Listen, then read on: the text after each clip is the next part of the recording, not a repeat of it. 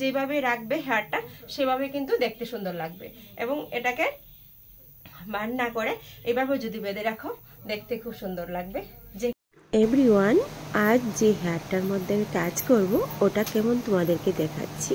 ওটা একদম ড্যামেজ হয়ে গেছে আর হাইলাইটস করানো ছিল, চুলটা বেশি ভালো ছিল না। তো তার মধ্যে আমি অনেকগুলি কাজ করে দেব যেন হেয়ারটা অনেকটাই ভালো থাকে। তো তার জন্য আমি প্রথম স্পা করে নিচ্ছি। তো স্পাটা হচ্ছে একটা ময়শ্চারাইজ, যেটাকে বলে হেয়ারটাকে, ড্যামেজ হেয়ারটাকে মানে যে কোনো হেয়ারকেই খুব ভালো রাখে। আর ওটা একটা ট্রিটমেন্ট আর ওটা একটা প্রোটিন। তো প্রত্যেক মাসে যদি একবার স্পাটা করা হয় তাহলে তো খুবই ভালো থাকে। তো তারপর আমি মাসাজটা দিয়ে দিচ্ছি। স্পা ক্রিমের পর অবশ্যই আমাদের হেয়ারে মাসাজ করা দরকার, কেননা আমাদের মাথায় এবং হেয়ারের ব্লাড সার্কুলেশনটা খুব ভালো থাকে। তারপর আমি হেয়ার মাস্ক লাগিয়ে দিলাম। তো তারপর আমি নেক্সট চলে গেলাম, হেয়ারটাকে ভালো করে ওয়াশ করে নিলাম। তো ওয়াশ হয়ে গেল। তো ওয়াশের পর আমি ভালো করে হেয়ার ড্রায়ার করে নিচ্ছি। তো এক এক করে প্রত্যেকটি কাজ আমি করে নিচ্ছি, তোমরা দেখতে থাকো। তো তারপর হেয়ারটার মধ্যে আমি এখন কি করেছি দেখতেই পারছো, তো দেখিয়ে দিচ্ছি হেয়ারটা আমি সম্পূর্ণটা। তো ওটার মধ্যে আরও কিছু কাজ বাকি আছে, ওই কাজটা আমি কমপ্লিট করব এবং সম্পূর্ণটা দেখো। কিন্তু এটার মধ্যে কিন্তু ম্যাজিক আছে। যে ড্যামেজ হয়ে গেছিলো হাইলাইটসে, তো হেয়ারটাকে আমি কি করে ঠিক করছি। তো তারপর এটার মধ্যে আমি একটা কালার করছি, একদম শাইনি কালার, যেটাকে প্রফেশনাল কালার।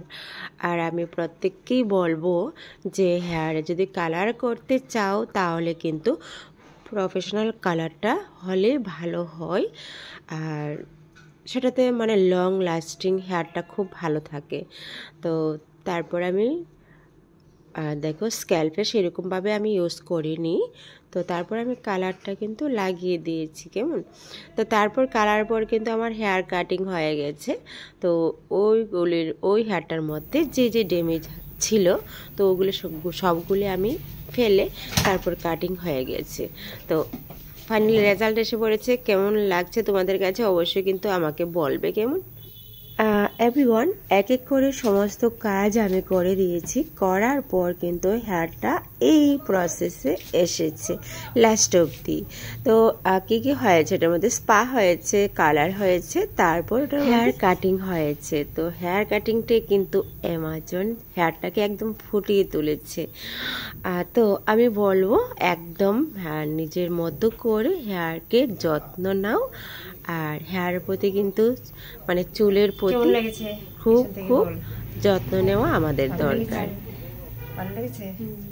সুতপা কেমন রে? খুব সুন্দর হয়ে গেছে না? একদম। এ হলো বাটারফ্লাই স্টেপ হেয়ার কাটিং। তো মামুনি চেয়েছিল এই কাটটা দেওয়ার জন্য। তো ফার্স্ট হেয়ারটা কতটুকু লম্বা ছিল, কতটুকু কি ছিল, ওটার মধ্যে অনেক প্রসেসের পর হেয়ার স্পা হয়েছে, হেয়ার কালার হয়েছে, তারপর এখন হলো হেয়ার কাটিং। তো তোমাদের কাছে কেমন লাগছে অবশ্যই তোমরা কমেন্টে বলবে। এখন যেভাবে রাখবে হেয়ারটা সেভাবে কিন্তু দেখতে সুন্দর লাগবে। এবং এটাকে বার না করে এভাবে যদি বেঁধে রাখো দেখতে খুব সুন্দর লাগবে যে কোনো ড্রেসের সঙ্গে।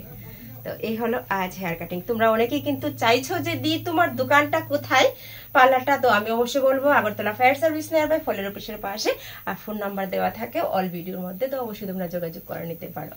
আর এই কাটিংটা কেমন হয়েছে অবশ্যই তোমরা আমাকে একটু বলবে। ওকে, চুলটাকে কিন্তু আমি বেশ একটা ছোট করিনি, একদম লম্বার মধ্যে সেই কাটটা দিতে হবে। তো লম্বার মধ্যে এই কাটটাই দেওয়া হয়। আরও একটা কাট আছে, তো ও চেয়েছে এই কাট। তো যাই হোক আমি দিয়ে দিয়েছি। তো তোমাদের কাছে কেমন লাগছে অবশ্যই কিন্তু তোমরা কমেন্ট করে বলবে। ওকে, টাটা আজকের জন্য, ভাই ভালো থেকো।